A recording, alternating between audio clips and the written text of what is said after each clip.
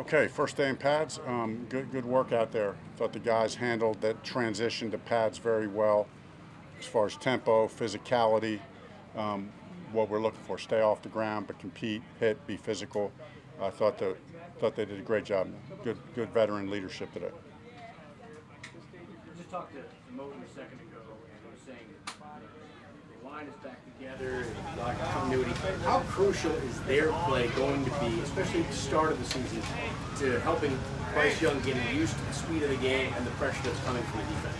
Yeah, I mean, our philosophy is it all starts up front, really, on both sides of the ball. And it's one of the things that we're really excited about coming back, coming to this team. A somewhat established offensive line, a great O-line coach. So, but, and I know there was a lot of talk about what was done last year as far as the O-line, but I think everybody has that mindset. This is a new year. We got to prove it, and it's going to start up front.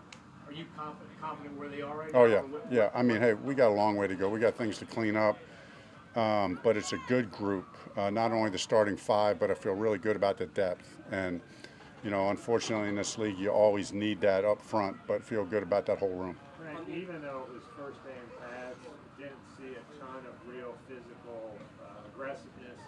Is that your approach, that even when the pads come on, you're trying to take care of these guys? There are definitely guidelines. Like, for instance, we're going to thud it off in the hole where it's necessary, like in between the tackles, but out in space, we're going to be smart. And so really we're looking for a lot of that physical work, which you see like when the O-liner and D-line are together, kind of in pods and one-on-ones and that things like that. And when we get in the team run periods up front, it's pretty physical. But as far as tackling to the ground and stuff like that, we will have some live periods. There will be more live periods with the latter groups and not as much the first group, but still feel like we can get good physical work. Frank, Brian Burns, contract thing going on, it'd be easy for him to go 50% or so. What have you seen out of him? It looks like he's going all out. Yeah, I mean, I'm still getting to know Brian, right? I mean, but my sense is he doesn't have 50% in him, like he's a competitor. I think we all know that and feel that. So respect the way he's approaching this. I think, listen, I leave the contract stuff to Scott to handle, and I'm just worried about coaching the guys out here. But it just seems like he's taking a very professional approach to it, and it makes a lot of sense and good for him. Frank, on the defensive line, Mark calls more of that natural one technique, zero technique, nose tackle. He seems kind of like a rarity in that defensive line room. And what has he brought to the defense so far? Yeah, he is. He is that traditional nose tackle that you're talking about. But the thing about him, about Marquand, is he's got some explosive twitch in his body. So he's got some quickness, got explosiveness, and can really cause some disruption inside. And so that's really what we're looking for. And we're looking for it on a consistent basis. That's always the thing that you're really mostly looking for from that guy. It's got to be done on a consistent basis. Frank, when you look back at the tape of Cade last Year, Cade Mays, and you see him on the offensive line, you see him getting some snaps at fullback even. What has made you impressed about his game and why you like him so much of Illinois? I think his mental approach, I think he's a really smart player. I think he's continued from just listening to Coach Camp and talk about him, he's just continued to mature in every way, mentally, physically, understanding the game, his approach. So excited about what I've seen in the short time I've been here, and excited about the first handful of days in camp. Jones made a couple of plays where he was in the backfield. What have you seen from him? Yeah, great point, because Kobe looked really good in OTAs, and he was one of the guys like, okay, let's see, he's flashing in OTAs, doing a good job, and now today's the next step of putting the pads on. And so looking for those guys to flash in that consistency, and he did. He made a few plays in the backfield today for sure. He had three. You weren't here last year, obviously, but Dante Jackson is having a good season. He's always been considered one of the fastest players on the team. What are you seeing from him in terms of, are you seeing that speed back after the Achilles injury? Yeah, see speed, see body quickness, foot quickness, instinct and savvy.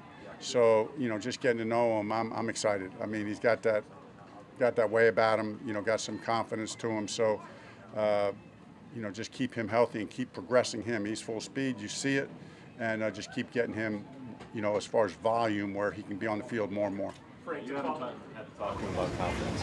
No, that's not lacking. Frank, to follow up Ash's question with Kobe, he excelled at speed. We saw Marquise excel at speed.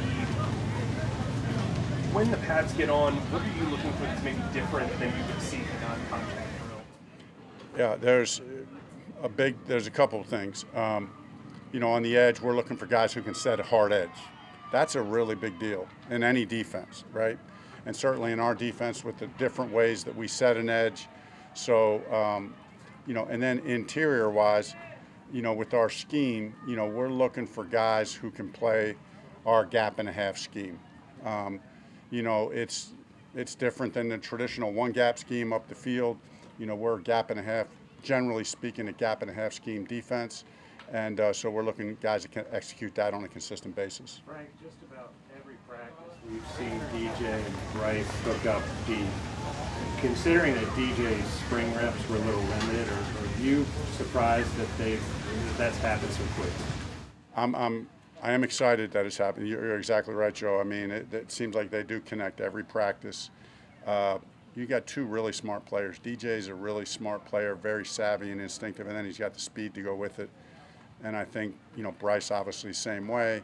And, I think that's looked good. We're excited about that.